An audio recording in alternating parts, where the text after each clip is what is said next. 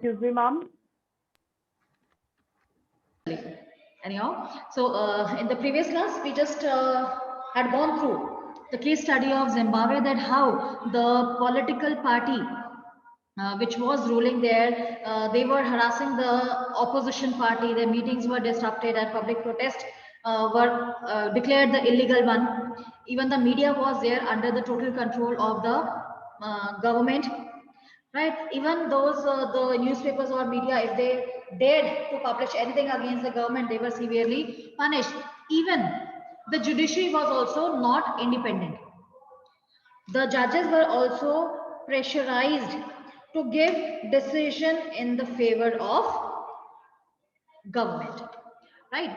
So elections yahan bhi hue hain, the leader was chosen, but still the way they were ruling, that cannot be called as a democratic one. उसे हम क्या कहेंगे? Autocratic.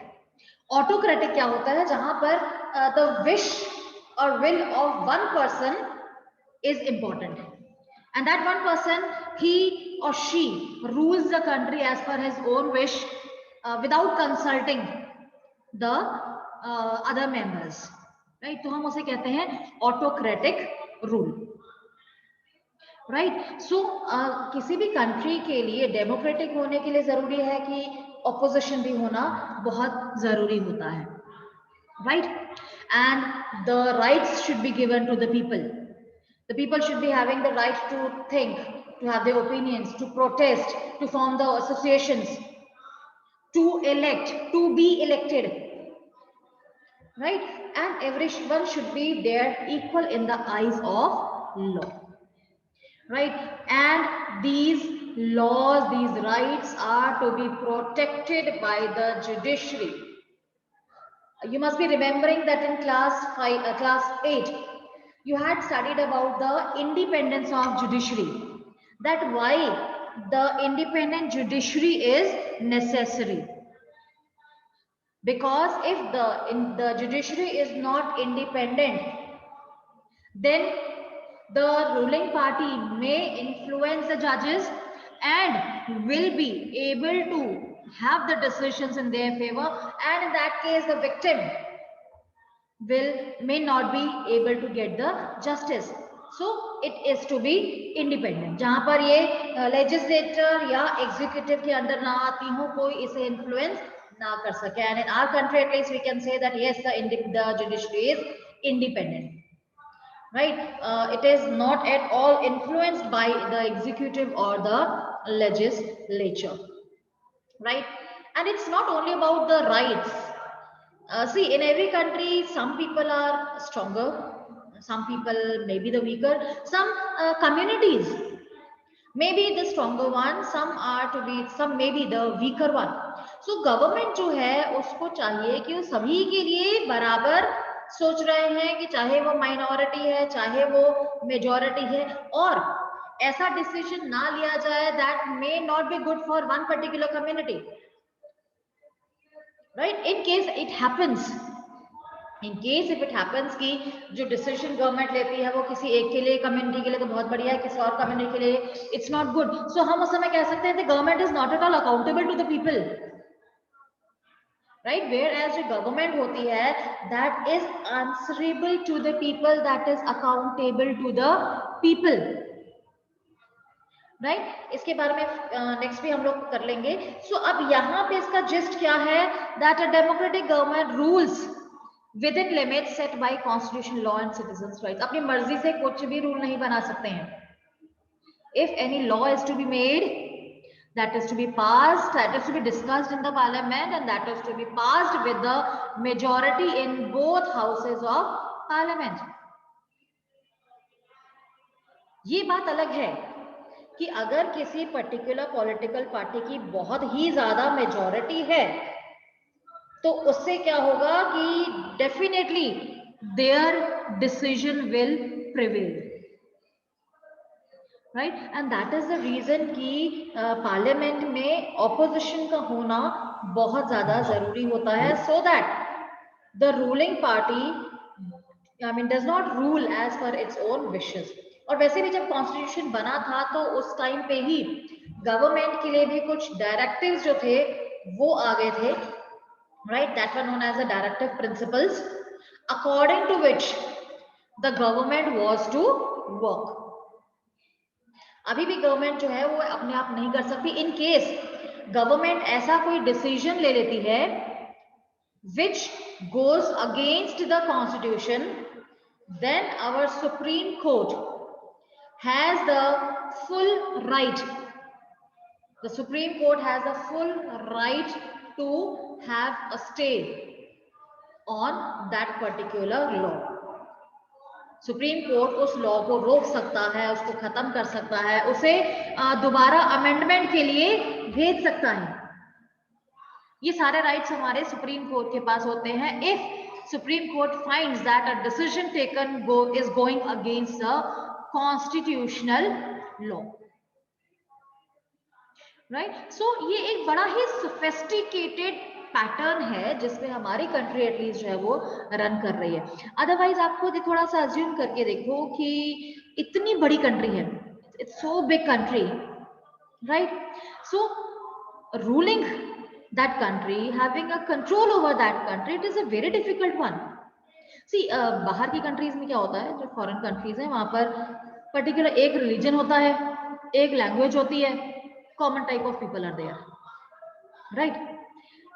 In our country, what problem is there? Multiple languages, right? Multiple religions, different type of culture. I mean, total diversity is there. और इतनी diversity में कहीं ना कहीं कोई तो डिसीजन ऐसा लिया जाता है जो किसी ना किसी के अगेंस्ट चला जाता है. तो यहाँ पे अगर हम लोग गवर्नमेंट के पॉइंट ऑफ व्यू से देखें तो इतनी बड़ी कंट्री विद अ वैरायटी, उनके लिए सोचना, उनके लिए काम करना जो है that is always a very big challenge for the government, right. So अगर हम लोग definitions को summarize करते हैं, so you will get the democracy is a form of government in which the rulers are elected by the people, right. ये यहां से हमने स्टार्ट की थी अपनी डेफिनेशन कि डेमोक्रेसी जो है this a form of government and where the rulers are elected by the people, right. But खाली इलेक्ट करने से फायदा नहीं है, because we have gone through the case studies of Zimbabwe, we have gone through the case study of Mexico और China. यहाँ सब जगह इलेक्शंस होते हैं, but all these countries can not be called as a democratic one. So this was not at all complete definition, right. Then what the complete definition says? So हम ये जो democracy की जो definition है ना उसको हम लोग एक सेंटेंस में कवर नहीं कर सकते, right. What are the things which are to be there in a democratic form of government? First of all, rulers elected by the people take all the major decisions, right. So democracy उस type की government है जहां पर rulers that are elected by the people, they take all the major decisions. हमारी country में क्या होता है, पार्लियामेंट में जो भी लॉज पास होने हैं, जो भी डिसीजंस लेने होते हैं, वहां पे मीटिंग्स होती हैं, इनकी सेशंस होते हैं, वहां पर डिस्कशंस होता है और उसके बाद कोई डिसीजन जो है वो लिया जाता है, right. Elections offer a choice and fair opportunity to the people to change the current rulers. लोगों के पास फुल चॉइस होती है कि अगर गलती से उन्होंने कोई अच्छा रूलर नहीं चुना तो no problem, after 5 years we'll again have the elections, we can change the person, right. So elections इस ढंग से होते हैं कि लोगों के पास चॉइस है और after a particular period of time we get the chance to change the current rulers, right. And this choice and opportunity is available to all the people on the equal basis, right.